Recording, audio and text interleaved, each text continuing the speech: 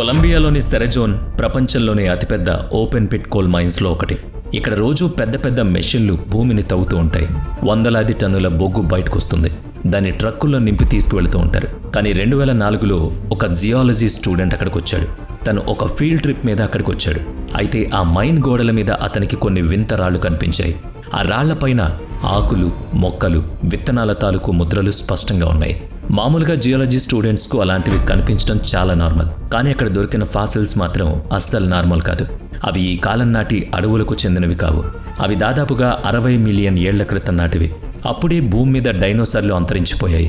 దాంతో అక్కడ తవ్వి చూస్తే ఇంకా ఏమైనా దొరుకుతుందేమో అని సైంటిస్టులు అనుకున్నారు. వాళ్ళు అనుకున్నదే నిజమైంది. అక్కడి నుంచి చాలా పెద్ద పెద్ద ఎముకలు బయటపడ్డాయి.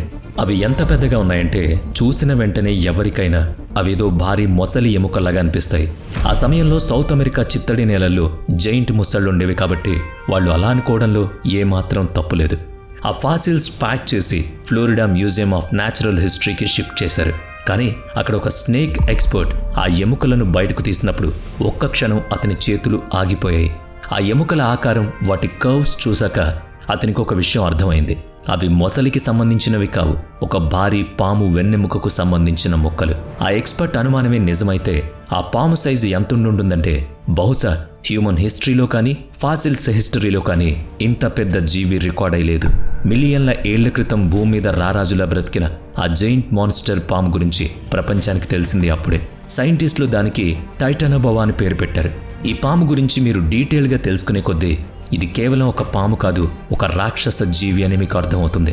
ఒకవేళ పొరపాటును ఇప్పుడు కూడా ఈ భూమి మీద ఏదైనా పాములలో ఇది బ్రతుకుంటే బహుశా మనుషులకు అంతకు మించిన పెద్ద ప్రమాదం ఇంకోట్లేదు.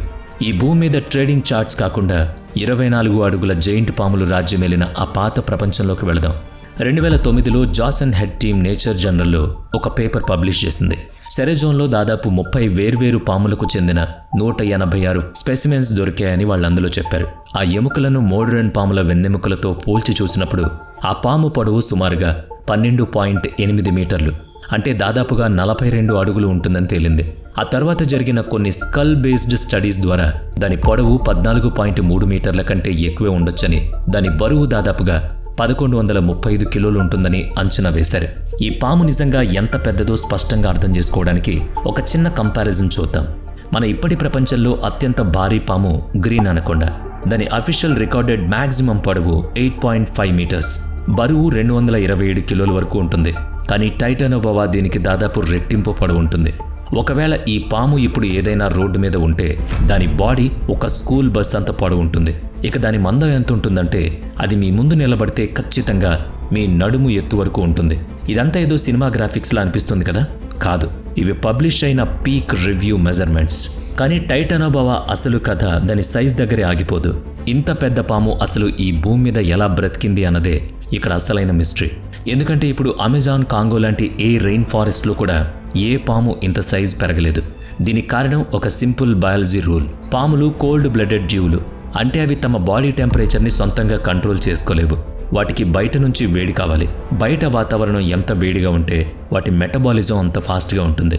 మెటబాలిజం ఫాస్ట్గా ఉంటే వాటి బాడీ అంత వేగంగా పెరుగుతుంది. అంటే టైటానోబోవా బ్రతికిన ఆ కాలంలో భూమి మీద ఉష్ణోగ్రత చాలా ఎక్కువగా ఉండేదన్నమాట. కానీ ఎంత ఎక్కువ ఉండేది అనే విషయానికి వచ్చేసరికి సైంటిస్టుల మధ్య ఒక పెద్ద డిబేట్ మొదలైంది. 2009లో జాసన్ హెడ్ టీమ్ ఒక బలమైన వాదనను వినిపించింది. టైటానోబోవా సైజును బట్టి మనం ఆ కాలం నాటి ఉష్ణోగ్రతను లేదా అప్పటి క్లైమేట్ను ఈజీగా క్యాలిక్యులేట్ చేయొచ్చని వాళ్ళు చెప్పారు.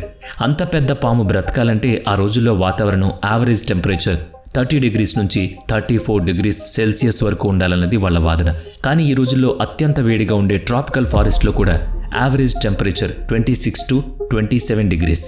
అంటే టైటానోబోవా బ్రతికిన ప్రపంచం ఇప్పటి ప్రపంచం కంటే సుమారుగా 4 నుంచి 8 డిగ్రీల సెల్సియస్ వరకు ఎక్కువ వేడుండేది.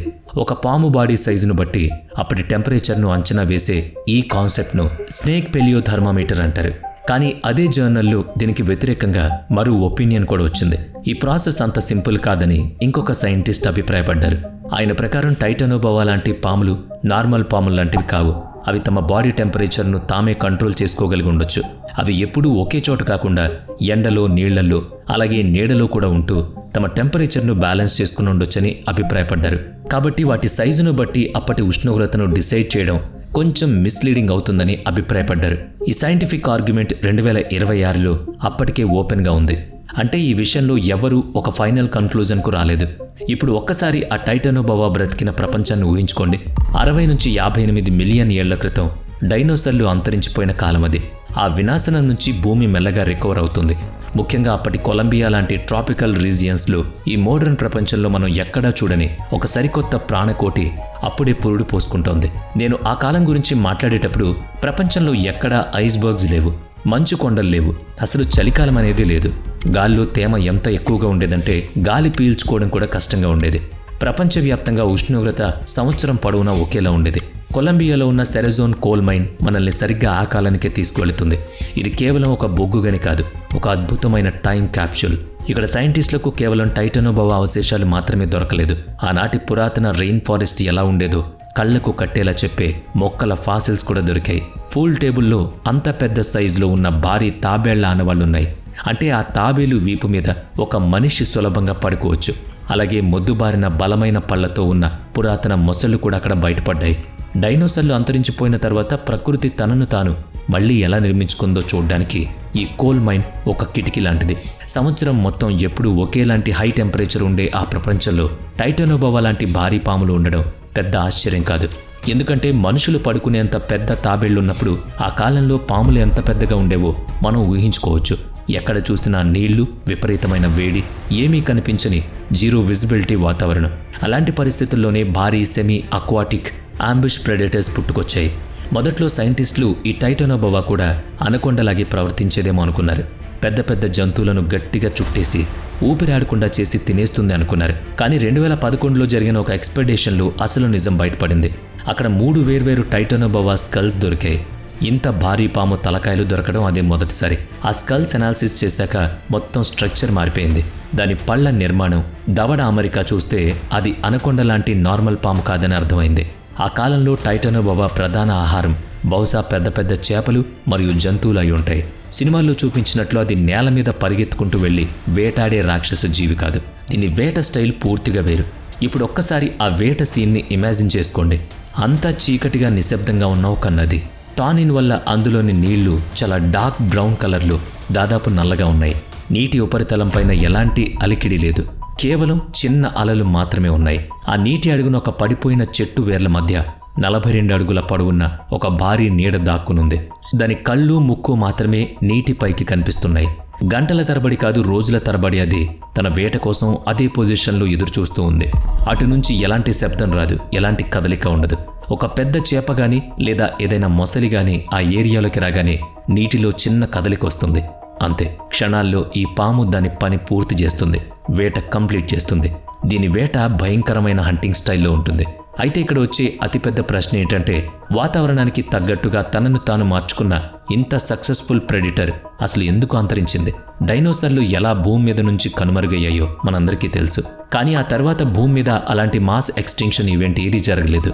మరి టైటానోబోవాకి ఏమైంది? దీనికి ఒక ప్రధాన కారణం వాతావరణం చల్లబడ్డం అని చెబుతారు. ప్రపంచం చల్లబడ్డం వల్ల ఈ మార్పు టైటానోబోవా తట్టుకోలేకపోయిందని పాపులర్ థియరీస్ చెబుతున్నాయి. ఇక్కడ దొరికిన ఫాసిల్స్ 60 నుంచి 58 మిలియన్ ఏళ్ల క్రితం నాటివి. అయితే దాదాపు 58 మిలియన్ ఏళ్ల క్రితం వాతావరణంలో ఒక పెద్ద మార్పు వచ్చింది. దాన్ని పేలియోసిన్ ఇయోసిన్ థర్మల్ మ్యాక్సిమం అంటారు. దీనివల్ల భూమి మరింత వేడెక్కింది. దీంతో ఇక్కడ 2 భిన్న వాదనలు వినిపిస్తాయి. ఒకటి వాతావరణం చల్లబడ్డం, ఇంకోటి వాతావరణం విపరీతంగా వేడెక్కడం. ఈ 2 కారణాల్లో అసలు ఏది నిజం?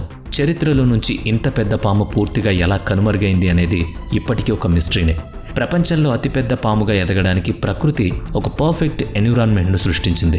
కానీ ఏమైందో ఏమో, క్షణాల్లో ఆ పరిస్థితులన్నీ మారిపోయాయి. ఈ భూమి మీద ఉన్న పర్ఫెక్ట్ ఎన్విరాన్మెంట్లో మనిషి పుట్టాడు, పెరిగాడు, అభివృద్ధి చెందాడు.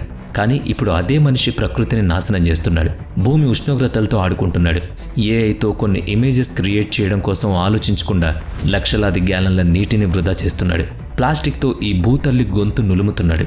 గాలిని, నీటిని ఇష్టారీత్యా కలుషితం చేస్తున్నాడు. మరి అలాంటి పెద్ద పెద్ద పాములు, పెద్ద పెద్ద డైనోసార్లు, పెద్ద పెద్ద జీవులే ప్రకృతి ముందు తునాతునకలైపోయినప్పుడు ప్రకృతితో ఆటాడుతున్న మనిషి పరిస్థితి చివరికి ఎలా ఉంటుందో మన ఊహకు కూడా అందదేమో. వీడియో నచ్చితే లైక్ చేయండి, షేర్ చేయండి. ఇప్పటి వరకు మన ఛానల్ని సబ్స్క్రైబ్ చేయనట్లయితే ఇప్పుడే సబ్స్క్రైబ్ చేసుకుని పక్కనే ఉన్న బెల్ ఐకాన్పై క్లిక్ చేయండి. నెక్స్ట్ వీడియోలో మళ్ళీ కలుద్దాం. Thanks for watching.